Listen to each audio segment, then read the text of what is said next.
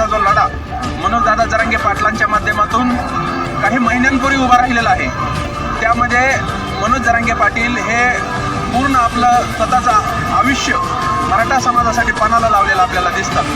त्यामध्ये मराठा समाजसुद्धा त्यांच्या या लढ्यामध्ये पूर्ण ताकदीने उतरलेला आपल्याला पाहायला मिळतो। आज बीड येथे मराठा शांतता रॅली या ठिकाणी आयोजित करण्यात आलेली आहे। या रॅलीसाठी बीड जिल्ह्यातील प्रत्येक घराला कुलूप लावून मराठा आपल्याला बीडकडे जाताना दिसतो आहे। तर या विधानसभा आता जवळ येते, मग नुकतीच आज लोकसभा पार पडलेली आहे। लोकसभेला सुद्धा भाजपसारख्या पक्षाला फटका बसलेला या आंदोलनाचा, मग आता विधानसभेला फटका बसू शकतो का? आपल्याला काय वाटतं? पक्ष म्हणून आम्ही सांगू शकत नाही, परंतु जो आमदार असेल, खासदार असेल, जो मराठ्याला विरोध आरक्षणाला करेल त्याला 100% मनोजदादा जरांगे पाटलांच्या माध्यमातून मराठा समाज डिपॉझिट जप्त केल्याशिवाय राहणार नाही। माझी एक विनंती आहे, जेवढे हे महाराष्ट्रातले लोकप्रतिनिधी आहेत त्यांना विनंती आहे की तुम्ही मराठा समाजाचे जे ग्राउंडचे समाज आहे, ग्राउंडचा तो खूप तळागाळात गेलेला आहे, खूप आर्थिकदृष्ट्या खूप गरीब झालेला आहे। आपण पाहू, तुम्ही खाली जमिनीवर येऊन बघा, आमचे काही मराठा नेते यांच्याकडे बघून समाज होत नाही। सर्वसामान्य गोरगरीब मराठा हा खेड्याकडे ग्रामीण भागामध्ये खूप मोठ्या प्रमाणात दिसून येतो। काही जणांना तर भूमिहीन झालेले आपल्याला पाहायला मिळतात। या आंदोलनामध्ये सगळ्यांना सोबत घेऊन चालल्या जात आहे का?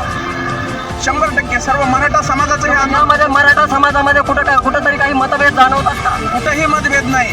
काही आमच्यातले लालचीखोर समन्वयक काही पाठीमागच्या काळामध्ये स्वतःची लालूच पोटं भरण्यासाठी जरांगे पाटलांना कुठंतरी डाग लागण्याचं काम करत होते, परंतु समाजानं त्यांना पूर्ण उघडं पाडून त्यांची नीतिमत्ता समाजासमोर ठेवलेली आपल्याला पाहिलं। मित्रांकडून अशी सुद्धा चर्चा ऐकायला येते की आपले मराठा समाज सुद्धा या आरक्षणाच्या विरोधात आहेत। आपलं काय म्हणणं आहे? कोण आपल्या मराठा समाजाचे सुद्धा काही बांधव या आरक्षणाच्या विरोधात आहेत। आपलं काय म्हणणं आहे? ते मराठा असू शकत नाही। जे मराठा समाजाच्या आरक्षणाला विरोध करत असतील, तुम्ही म्हणताय तर ते मराठा समाजाचे असूच शकत नाही, कारण की मराठा समाजाची परिस्थिती इतर समाजाला पुढे घेऊन जाण्यामध्ये पूर्ण आपलं आयुष्य।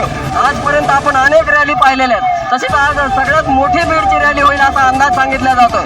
मग आजची रॅली झाल्यानंतर तुम्हाला असं काही वाटतं का की मनोजदादा जरांगे पाटील आरक्षणाच्या मुद्द्यावरून येत्या विधानसभेमध्ये उमेदवार देतील का?